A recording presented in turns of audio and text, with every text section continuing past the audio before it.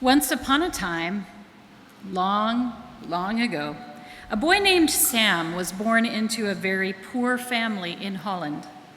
His father was a ship welder and he had no work during the Great Depression. And then after a few years of working again, he lost his job once again once the Nazis invaded Holland and was without work throughout the war.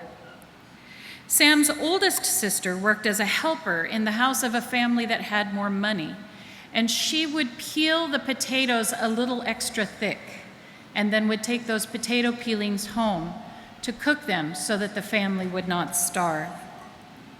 In fact, one of Sam's strategies was to go to his friend's house when it was mealtime to visit, hoping that he could get something to eat, because at home, he was just an extra mouth to feed. Once the war was over, Sam joined the Navy, where he was trained as a radar technician. This helped his family also to have one less mouth to feed of the 5 children that they had. After his term in the Navy was done, he emigrated to Australia, where he took up work as an electrician. It was in Australia that Sam became an Adventist after attending some evangelistic meetings. As he attended church every week, Sam noticed that the offering was a major event in the church service. They would announce it and give an earnest appeal to give money, and they even had a special prayer for the offering every week. The person announcing the offering was always very earnest. "Please dig deep into your pockets," the elder would say. "This will help send missionaries to the whole world to preach the gospel so that Jesus can come back and take us home." Sam was still terribly poor, and it bothered him that he didn't have much to give. As he watched the offering plate go by, he thought, "I really have nothing to give for missions except myself." And so it was that Sam developed the idea that giving was important. With no money to give, he decided he would give himself as a missionary. He could see in his mind's eye a picture of himself standing in the offering plate. "The best thing I can give, the only thing I can give, is myself."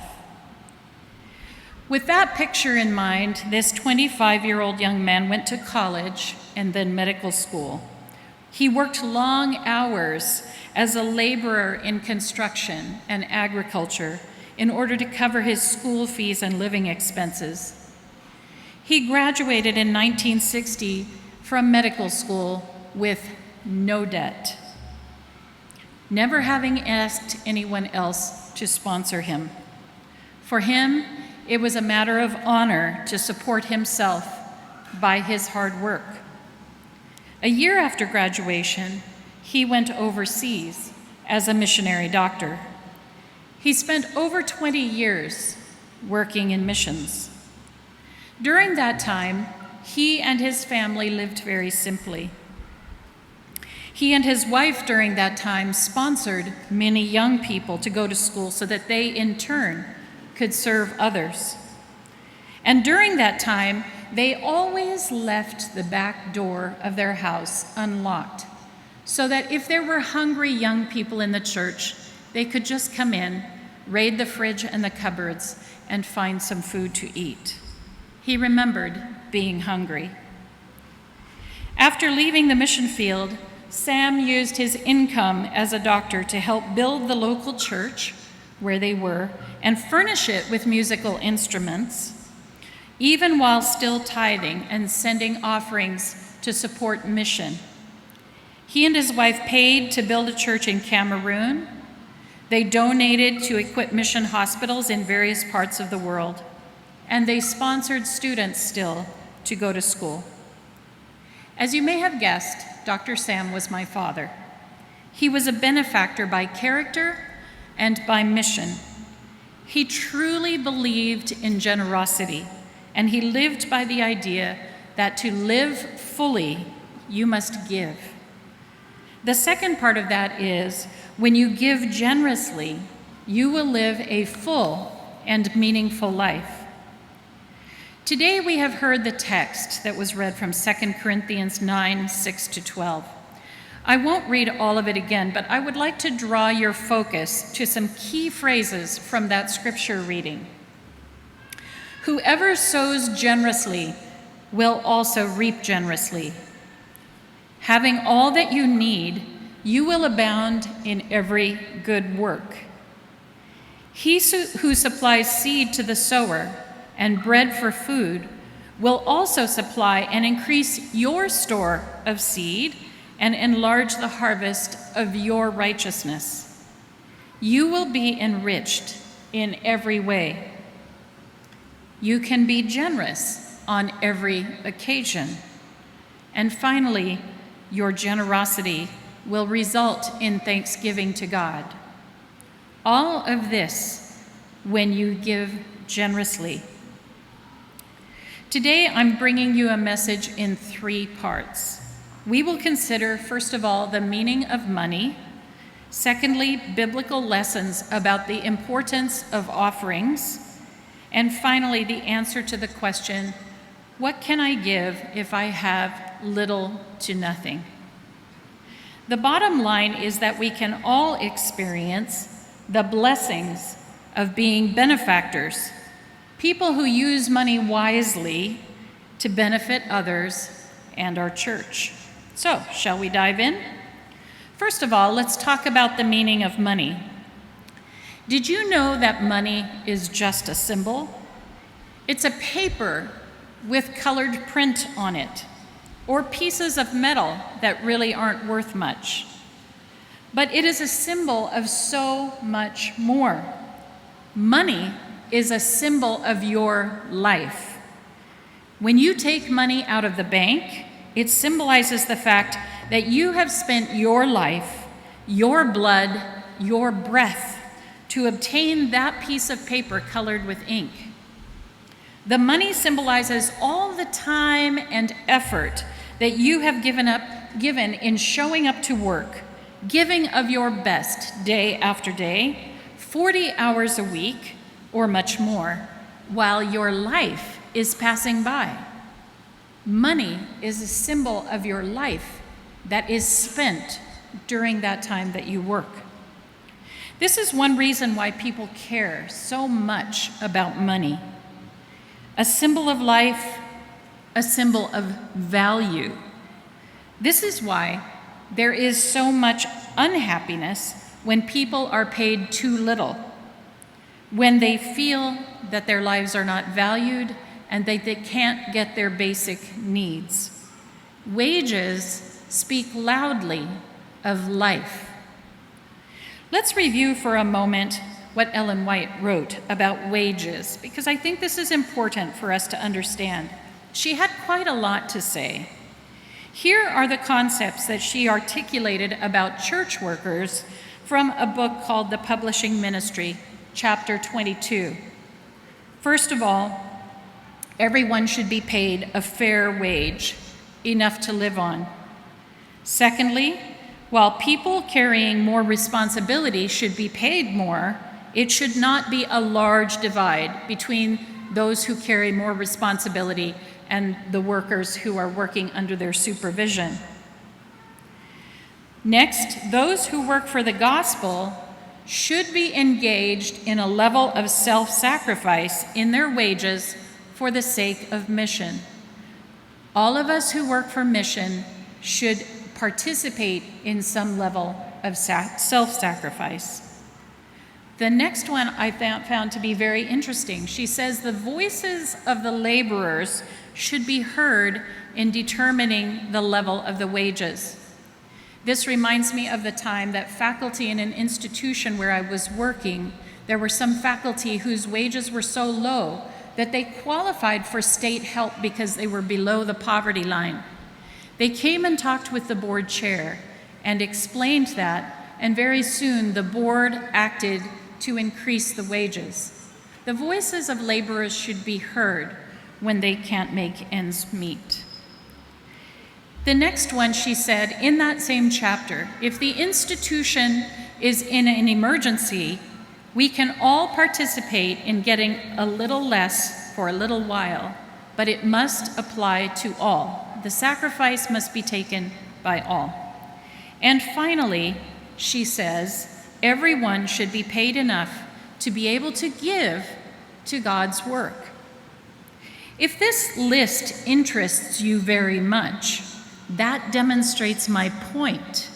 Money is important to all of us because it symbolizes our lives. It also symbolizes the value that we put on people and things. However, we also need to understand who owns the money. To understand that, let's go back to creation. At creation, God breathed life into man and created woman from the side of man, both with breath. Adam and Eve belonged to God as their creator. Their breath and their strength came from God. This applies to you and me as well. All of our life comes from God. When we stop breathing at the end of our lives, that breath is in essence returned to God. It was loaned to us for a little while. Breath and strength enable us to earn money, and therefore we need to consider that the money we earn, the money we own, is just on loan to us from God. It belongs to Him. He gave us the breath and the life to earn it. God does let us own things while we're on earth. It is part of granting us the power of choice. We have a choice in how we use our money. But God didn't just give money to us and then walk away. He knew that human beings need reminders. Reminders that what we have is actually His. Those reminders are most effective when we give back to Him on a regular basis. So how did He do that? He set up a series of offerings as part of the tabernacle in the wilderness. Giving to God is called offerings. Or in a system of goods instead of money, it was called sacrifices. Same concept. So let's look at the 5 types of offerings that I found that were listed that were given to God in the tabernacle in the wilderness. The first was the burnt offering, which was a bull, a sheep, a goat, a pigeon, or a dove. That was a general offering to say, I'm sorry for my sin, and I am devoted to you, God. The second offering was a grain offering. That was a free will offering of bread that was given to the priests, and it was to say to God, thank you for your goodness and providence in my life. The third offering was the peace offering. This offering was given when 2 people had been at odds with one another. They were not getting along. In reconciliation, you could bring this offering of food, and you could share some with the priest and then eat it in fellowship with the person with whom you were making peace, committing to each other's peace and prosperity. This offering was to say to God, I will not live in disharmony with your other children. The fourth offering was the sin offering. This offering was given for those unintentional sins that you committed. This offering was given to say to God, I'm sorry for my imperfection and the sins that I have committed unthinkingly. I give this as a symbol that you still own me. Please make me clean as I come before you. And finally, the fifth offering was the guilt offering. It refers to something that you owed as a result of your sin. What if you had stolen your neighbor's goat and you killed it and roasted it to enjoy with your family? Not good. It was not your goat. The reparation offering was to pay your neighbor back with another goat or equivalent money. That was the guilt offering. You also would provide a fee to the priest for facilitating this offering. After all, having a priest as a go-between is sometimes helpful when people are in reconciliation. By giving the guilt offering, you were saying to God, I'm trying to make right the harm that I caused to another person. I want my conscience to be clear again. So there you are, the offerings of the tabernacle in the wilderness. When you bring your offerings to church, what is your message to God? Do you just put your offering in the bin without thinking?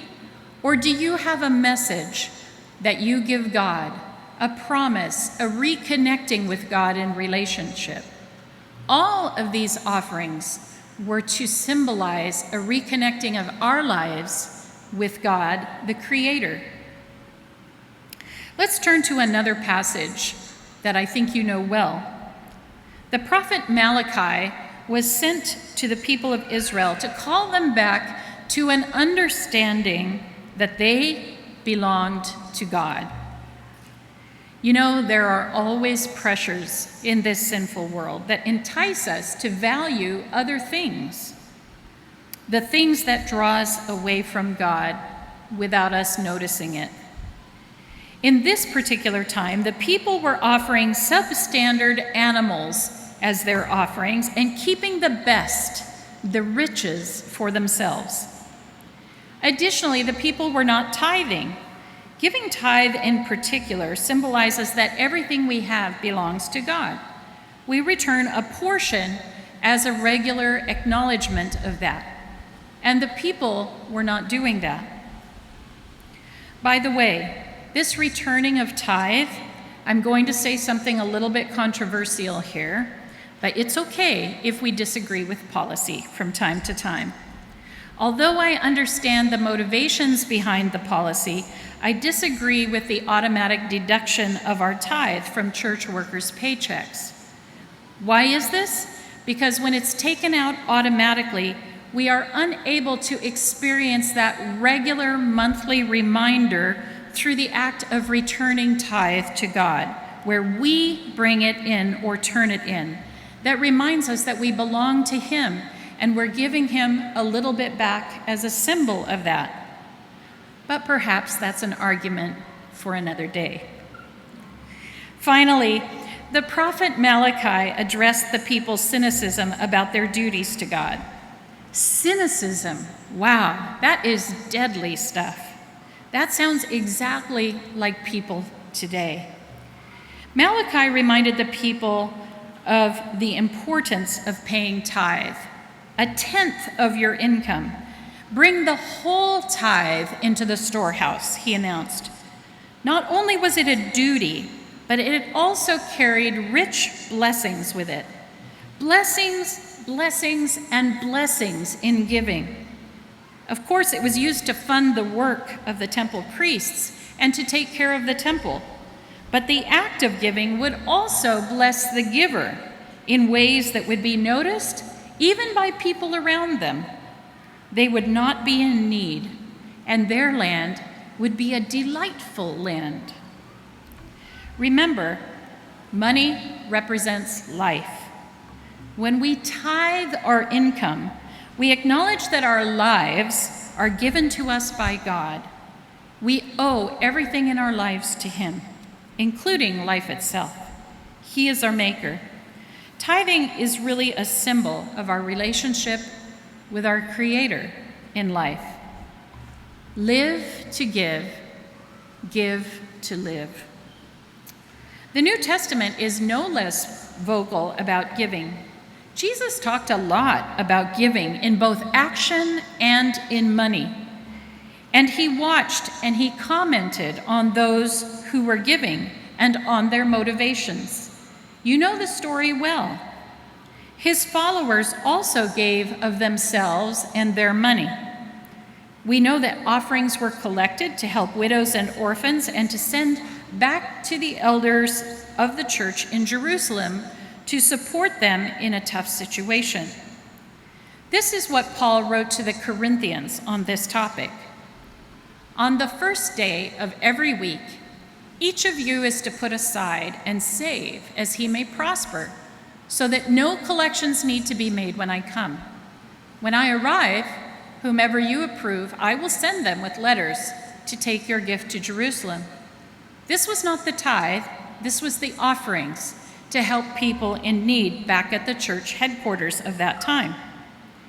And as we have seen in today's text, scripture reading that was written by Paul in his second letter to the Corinthians, the givers were promised that they would be richly blessed. What Dr. Sam, my father, heard in the Seventh-day Adventist Church as a young man was true. Offerings are important. They help us recognize that we belong to our Creator. They help us to take care of brothers and sisters in the group of believers. And they help the group of believers to spread the gospel. Let me point something out here. If there were no offerings given in our church, you would not have heard the gospel. Let me say that again. If there were no offerings given in our church, you would not have heard the gospel. Without the funding of mission outreach by our offerings, not one of us would be here today. It is a law in God's kingdom. We must live to give, and we must be givers in order to fully live. So what are you doing to continue that heart of giving? How are you internalizing the importance of giving? How are you making it more than just an automatic thing because the offering bag passes by you or the bin is on the chair? How are you making that act of giving for the mission a part of your relationship with God? Are you paying attention to that? Only you can answer those questions for yourself. So now we come to part 3. What if I have nothing to give? Let me say this first of all. Every one of us has something to give. Every one of us. Even the widow had 2 mites to give. God never leaves us in such inhuman circumstances that we have absolutely nothing to give. Now, it may not be money, but we always have something to give. Whether it's money or service or spreading joy or kindness or giving of ourselves into mission service, we always have something to give in the name of Jesus. Not only that, but when we give, he blesses us so that we can give more. There is nothing more fun than seeing how God multiplies what we give. So, another story. Once upon a time, long, long ago, my mother wanted to give more. She was already putting some of her earnings as a missionary doctor towards sponsoring students to schooling along with my dad so that they could better serve God. But she wanted to give more, do more for God. As she thought about it, she remembered the idea of investment. It's an old word, but it's one we should not have lost from our church fellowship. You see, when my mother was a little girl, Adventists had a habit, a practice of investing. A child could plant a simple pumpkin seed and water it and watch it grow. When it grew to fullness, the child would sell his pumpkin and then bring the money to church and put it in the special investment offering. My mother was a mission doctor, and she didn't have time to plant pumpkins. She was also not a terribly good gardener, if I tell the truth. And she didn't have time to set up a vegetable stand on the streets of Penang, Malaysia, and sell pumpkins. So she thought, what is in my hands? What is in my hands? Well, what was in her hands was the talent to deliver babies. But she was already doing that, and she was being paid to do that. The mothers that were coming for her to deliver their babies were paying the mission hospital. What do you have in your hands? Live to give and give to live fully. So my mother thought more, and she came up with an investment idea. She took it to the hospital administration and to the union officers, and she received their blessing. As a woman doctor in Southeast Asia, she was very much in demand. There were many Muslims, and they would prefer that a woman be their doctor. There were mothers who wanted my mother to deliver their babies even if she was not on call. The brilliant plan was this, and this was the plan that she had come up with. If my mother was available and came to deliver a baby anyhow to a woman who had signed the agreement for it, then that woman on checking out would pay $70 more because my mother had come to deliver their baby when she was not on call. That money was collected by the mission hospital and put into a fund from which my mother could direct donations for mission work. What do you have in your hands that you can invest?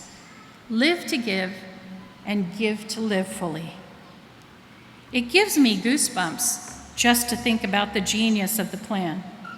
My mother invested her talent, and it produced, just like 2 Corinthians, our reading today, says. Whoever sows generously will also reap generously. Generous, by the way, is an understatement. By the time my mother stopped working as a doctor at the age of 80, and you see her there, gloved up and ready for surgery in the country of Cameroon at the age of 80, she had delivered a documented 17,000 babies. 17,000. Think of all the babies that got born when she wasn't on call, who were each paying $70 as they checked out of the hospital in thanks that they got the doctor that they wanted. I watched as my mother bought a grand piano for the church, and then a grand piano for the hospital auditorium. And then she sent money to a school in Indonesia that was starting up and needed beds for their new dorms. And then, this was back in the old days, she supplied typewriters for their office work classroom. And she gave large donations to the Voice of Prophecy with the Bible correspondence courses that was stationed in those days in Singapore. And so on and so on. She had so much fun directing those funds to mission projects. And so while my brother and I slept at night, she was off delivering babies, and mission was receiving because of her plan for investment. Whoever sows generously will also reap generously. So do you think you have nothing to give? What is your talent? What can you do? What do you have in your hands? Can you do gardening? Can you sell pumpkins? Can you cook and sell meals? Can you write articles and get them published in church papers and earn some money as an author? Can you promise your per diem from preaching somewhere else that will be for the Lord as an investment of your life given back to Him? Can you invest in a little farm and hire workers there and dedicate a portion of the income to investment? Can you teach music lessons in the evenings? Whatever it is, whatever you have in your hands, when you invest it for the Lord, He will honor His promise. Whoever sows generously will also reap generously. Jesus said it, give, and it will be given to you. A good measure, pressed down, shaken together, and running over, will be poured into your lap for the measure you use. It will be measured to you. Folks, this is multiplication that investors would envy. Some of you here at AIIAS, I know, do this already. You give very generously, even though you don't have large income. You give often in secret. Some of you give of yourselves, helping to take care of small church plants that are out there.